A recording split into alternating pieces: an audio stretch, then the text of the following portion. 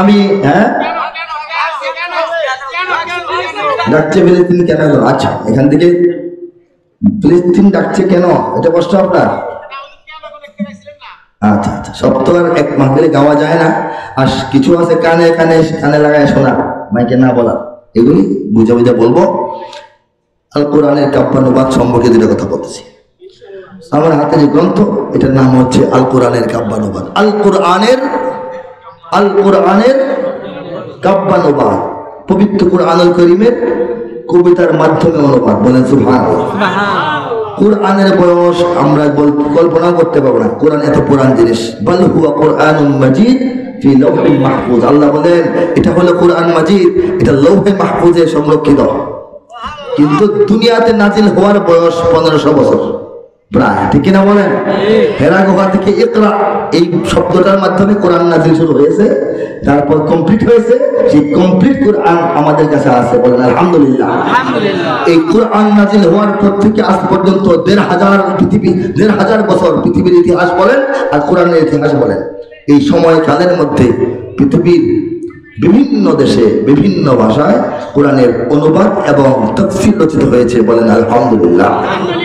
কিন্তু যেভাবে হওয়া উচিত, কামা হাক্কুহু, যথাযথভাবে সব নিয়ম কানুন শর্ত শারায়েত বজায় রেখে বিশুদ্ধভাবে গ্রহণযোগ্য মাত্রায় সম্পূর্ণ কোরআনের ধারাবাহিক কমপ্লিট কবিতায় অনুবাদ পৃথিবীর কোনো দেশে কোনো ভাষায় এখনো হয়েছে বলে প্রমাণিত কোনো তথ্য নাই।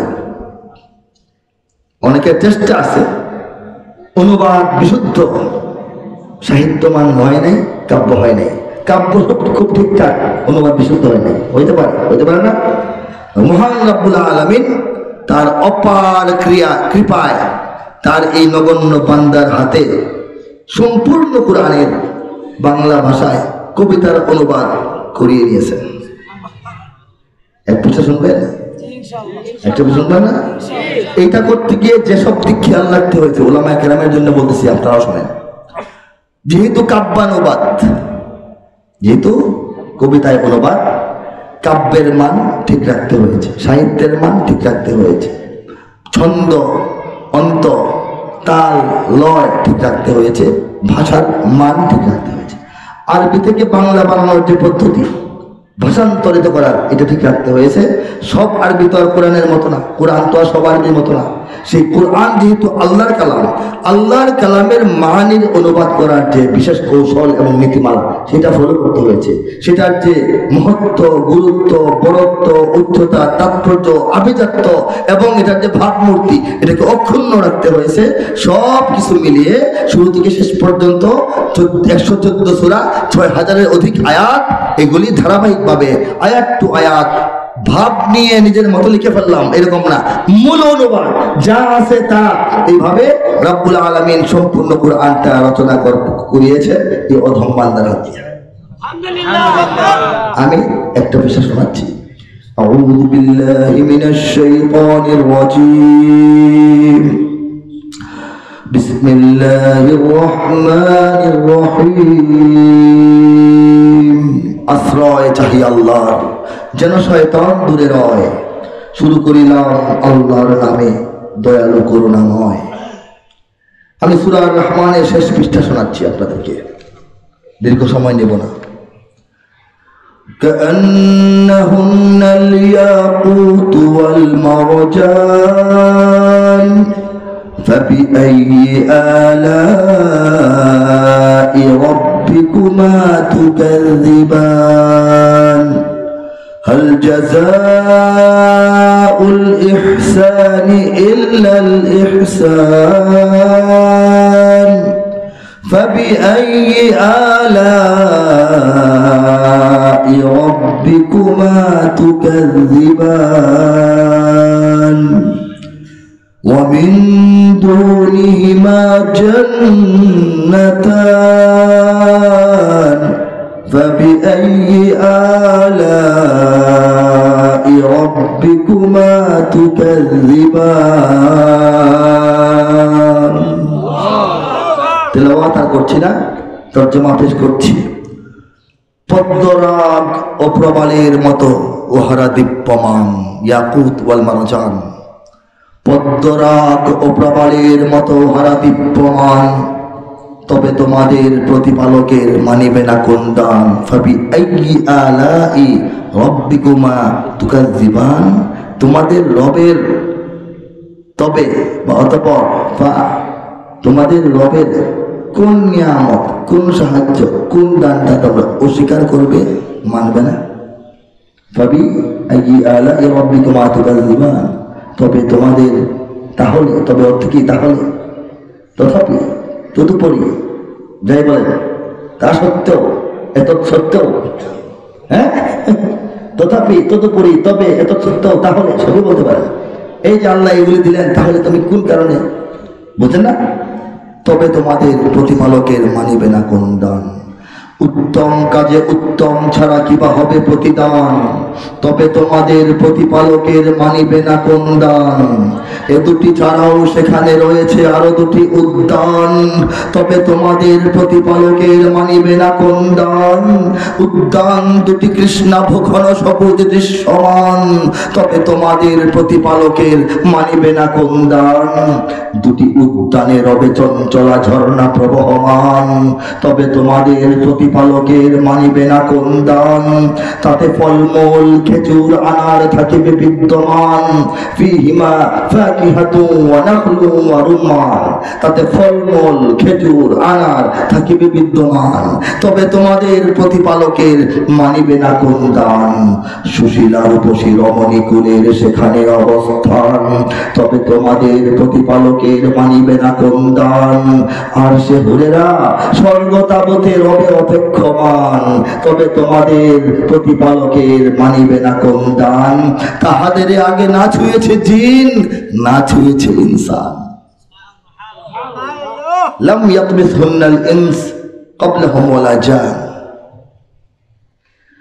তাহাদের আগে না ছুঁয়েছে জিন, না ছুঁয়েছে ইনসান, তবে তোমাদের প্রতিপালকের মানিবে না কোন দান।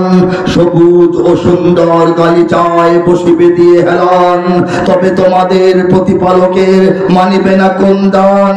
তাবারাকাসমু রাব্বিকা যিল জালালি ওয়াল ইকরাম, কত সুমহান হে নবী তোমার রবের নামের শান। কত সুমহান হে নবী তোমার রবের নামের শান, মহানুভব গৌরবময় তিনি মহামহিয়ান। ঠিক এইভাবে, এই তালে, এই মাপে, এই ডিজাইনে, এই মাত্রায়, এই পদ্ধতিতে সম্পূর্ণ কোরআনের তর্জমাটা আল্লাহ পাক আমার এই কি বলে এই কম দামি হাতে আল্লাহ করায় ফেলছেন। কামলার মতো কাজ নিয়ে নিয়েছেন মাত্র 240 দিনের ভিতরে। এক পাশে আয়াত, এক পাশে অনুবাদ, এক পাশে আয়াত, এক পাশে অনুবাদ, সম্পূর্ণ কোরআন এক ভলিউমে। যারা সংগ্রহ করতে চান, আমার গাড়িতে 1-2 বাক্স কোরআন শরীফ সঙ্গে আনা যায়, অনেকে চায়, এখানে আছে, মঞ্চে আছে, যদি থাকে, কারো যদি লাগে আপনারা আজকে সংগ্রহ করতে পারেন। গায়ের মূল্য সারা দেশের সব জায়গায়, এটা কাউকে লোক পাঠায় কিনেন, নিজে যান, অনলাইনে আনান, একটা মূল্য নির্দিষ্ট 1200, আর আমার মাহফিল থেকে যারা নেয় তাদের জন্য 1000, এটা আপনারা নিতে পারেন। যাক মাশাআল্লাহ, অনেক কথা বললাম, ভুল বললে ক্ষমা করে দিবেন। ভুল বলেছি কিছু? ভুল বলেছি? আল্লাহ পাক আমাদেরকে বোঝার তৌফিক দান করুন। ডাকছে ফিলিস্তিন, ফিলিস্তিনের কথা কি বলবো, ফিলিস্তিনকে আজকে থেকে ডাকে। এই ফিলিস্তিন সম্পর্কে আমাদের ধারণা কম। আমরা মক্কা এবং মদিনা নিয়ে যতটা সচেতন, আল আকসা নিয়ে এতটা সচেতন না, ঠিক না? আমরা যদি আল্লাহর ঘর নিয়ে সবচাইতে বেশি সচেতন হয়ে থাকি, আল্লাহর রাসূলের মদিনাতুল মুনাওয়ারা নিয়ে সচেতন হয়ে থাকি, তাহলে 3 নম্বর জায়গায় কোনটা আছে? আল আকসা। আর ঐতিহাসিক তত্ত্ব বাস্তবতা ঘাটতে গেলে আমাদের প্রথম কিবলা হইল আল আকসা ছিল, ঠিক না বলেন? এবং আমাদের প্রাচীন নবী যারা আছেন তাদের ঠিকানা, তাদের বিচরণ ক্ষেত্র, তাদের নির্মাণের হাত লেগেছে যে মসজিদ, সেটা হচ্ছে আল আকসা, ঠিক না বলেন? হযরত ইব্রাহিম আলাইহিস সালাম মক্কায় তার এক সন্তানকে নিয়ে নির্মাণ করেছেন বাইতুল্লাহ, আর ফিলিস্তিনে আরেক সন্তান হযরত ইলিয়াস, হযরত ইসহাক আলাইহিস সালামকে সঙ্গে নিয়ে নির্মাণ করেছেন আল আকসা। বলে সুবহানাল্লাহ। হ্যাঁ, এক মসজিদের ইমাম এক ছেলে ইসমাইল, আর এক মসজিদের ইমাম আরেক ছেলে ইসহাক। বলে সুবহানাল্লাহ। ইসমাইলের বংশে আর নবী নাই, নবী নাই, নবী নাই, নবী নাই, নবী নাই, নবী নাই। আর ইসহাকের বংশে ইয়াকুব, ইয়াকুবের নাম ইসরাইল, ইয়াকুবের বংশধরকে বলা হয় বনি ইসরাইল। ইয়াকুবের বংশধর 12 ভাগে বিভক্ত, 12 সন্তানের 12 বংশ। এর মধ্যে একজন ইউসুফ আলাইহিস সালাম, হ্যাঁ, ওনার আপন ভাই বেনিয়ামিন, বাকি 10 জন, 10 ভাই কুয়ার ভিতরে ফেলাই দিয়েছিল, জানেন না? হ্যাঁ, এই ইয়াকুব আলাইহিস সালামের সন্তানরা 10 জন। এর মধ্যে ইউসুফ আলাইহিস সালাম নবী হয়ে চলে আসলেন, বাদশা হয়ে, অর্থমন্ত্রী হয়ে চলে আসলেন মিশর। এই মিশরে সমস্ত গোষ্ঠী নিয়ে আসলেন। সেই মিশরে ইউসুফ আলাইহিস সালামের পর 150 বছর পর্যন্ত আরামে তারা ছিল। 150 বছর পর ফেরাউন ক্ষমতায় আসলো, শুরু হইল অত্যাচার নির্যাতন বনি ইসরায়েলের উপরে। সেই বনি ইসরায়েলের মুক্তির জন্য মুসা আলাইহিস সালামের জন্ম হলো। বলেন সুবহানাল্লাহ। কয় সেকেন্ডে বলছি, কাইন্দা কাইন্দা যদি কইতাম খালি ইসহাক আলাইহিস সালামের কাহিনী, তো 2 রাত ওয়াজ হয়ে যেত। কইতাম কিনা? ইয়াকুব নবী শুরু করলে ইয়াকুব নবীর মধ্যে তো 3 দিনের ওয়াজ হবে। আমি কয় সেকেন্ডে বলছি, 1 মিনিট নাও হইতে পারে, ঠিক না? মুসা আলাইহিস সালাম যখন বনি ইসরায়েলকে নিয়ে যুদ্ধ জিহাদ করলেন, আল্লাহ পাক নদী পার করে দিলেন, আর ফেরাউনের প্রশ্ন, ফেরাউন তো ধ্বংস হয়ে গেল, 10,60,000 সৈন্য নিয়ে ধ্বংস হয়ে গেছে। তাইলে মিশরের মসনদটা খালি না? মিশরের মসনদটা খালি হয়ে গেছে না? তো মুসা আলাইহিস সালাম বনি ইসরায়েলকে নিয়ে মিশরে গিয়ে বাদশা হইলেন না কেন? যেখানে ধাক্কাধাক্কি মারামারি মিশরে, কার সাথে? ফেরাউনের সাথে। ফেরাউনের পতন হয়ে গেল, ধ্বংস হয়ে গেল। সেই মিশরের বাদশা এখন কি হওয়ার কথা? মুসা আলাইহিস সালাম মিশর না গিয়ে কই গেলেন? কেন গেলেন? প্রশ্ন না? আল্লাহ বললেন, তুমি তোমার দল নিয়ে আল আকসায় যাও, জেরুজালেমে যাও। তোমাদের বাপ দাদারা এখানে থাকতো, ইয়াকুব নবীর কবর, ইসহাক নবীর কবর। মুসা আলাইহিস সালাম ইতিহাস অনেক লম্বা, তার আমলে আর সেখানে যাওয়া হলো না। হযরত ইউশা বিন নুন, তার ভক্ত, মুরিদ, ছাত্র এবং নবী। মুসা আলাইহিস সালাম একদিন দেখা করতে গেছিলেন হযরত খিজির আলাইহিস সালামের সাথে, জানেন না? সাথে একজন ছিল সহকারী পিএস, এই পিএস ছিলেন ইউশা বিন নুন আলাইহিস সালাম। সুবহানাল্লাহ। এই ইউশা আলাইহিস সালামের আমলেও স্বাধীন হয় নাই।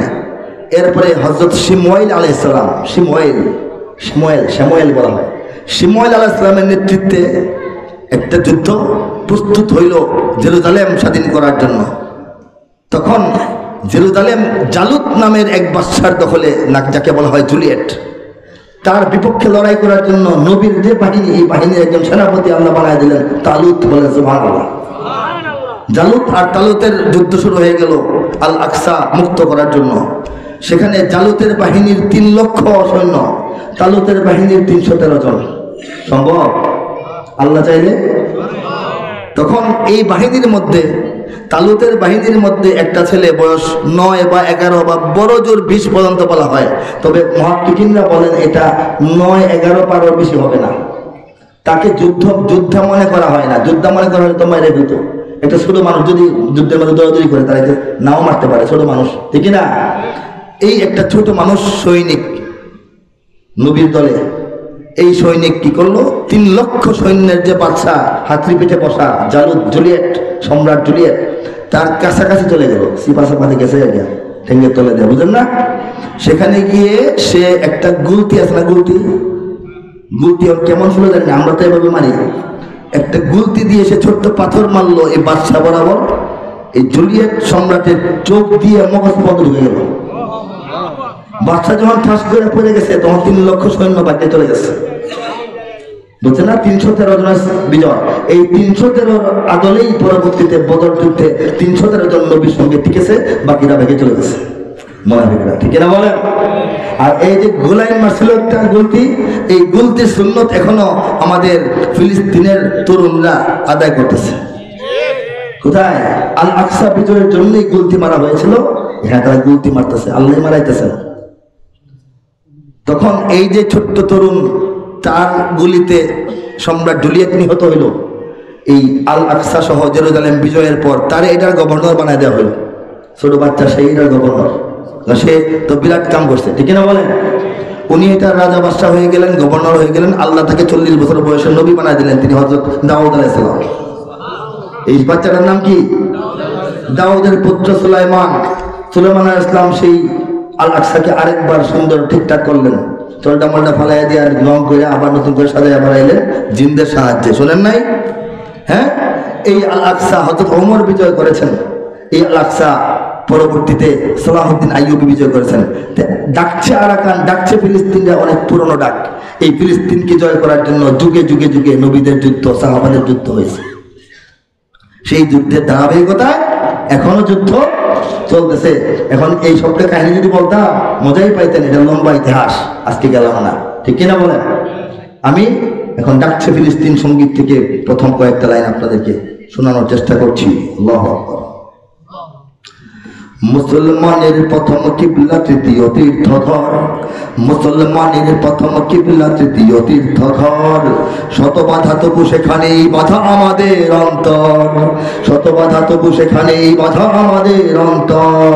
200 কোটি মুমিনের প্রাণ ওখানে আজান হাকে, 200 কোটি মুমিনের প্রাণ সেখানে আজান হাকে। এসে গেছে দিন করব স্বাধীন পরাধীন আকসাকে, বঙ্গবন্ধু খঞ্জর খুলে আল আকসার রক্ত উঠনে এসেছে নতুন দিন। জাগো হে মুসলিমিন, শোনো শোনা যায় ডাকছে তোমায় আহত ফিলিস্তিন, ডাকছে ফিলিস্তিন শোনো ওই ডাকছে ফিলিস্তিন, ডাকছে ফিলিস্তিন শোনো ওই ডাকছে ফিলিস্তিন, ডাকছে ফিলিস্তিন শোনো ওই ডাকছে ফিলিস্তিন, ডাকছে ফিলিস্তিন শোনো ওই ডাকছে ফিলিস্তিন। আজকে পর্যন্ত আল্লাহ পাক ফিলিস্তিনিদেরকে বিজয় দান করবেন ইনশাআল্লাহ। ইসরায়েলিরা কোনোভাবেই সামলাইতে পারতেছে না। ওরা পাহারাদার বসাইছিল আয়রন ডোম, কাজ হয় না। আয়রন ডোম ঠিকঠাক করে আবার মারছে, তো এটা অর্ধেক উপরে গিয়ে আবার তাদের তালুর মধ্যে পড়ছে। এগুলি খবর আপনারা রাখবেন। আমেরিকা যুদ্ধ জাহাজ পাঠায় দিছে, কিন্তু মনে হয় এবার আরবদের টনক ধরেছে, তারা আমেরিকাকে খুব একটা পাত্তা দিচ্ছে না, বুঝতে পারছেন? তবে আরবরা পাত্তা দিচ্ছে না, কারণ চীন রাশিয়ার সঙ্গে ইরানের সঙ্গে আরবের একটা সম্পর্ক হয়েছে। এই সম্পর্কের যে স্থায়ী সমাধান তা কিন্তু নয়। আমি এতক্ষণ বলেছি এটাই, যে রাশিয়া চীনের উপর ভরসা করলে হবে না। আপাতত কাজে লাগবে, কিন্তু নিজেদের ঐক্য না হইলে আমাদের বিজয় আসবে না।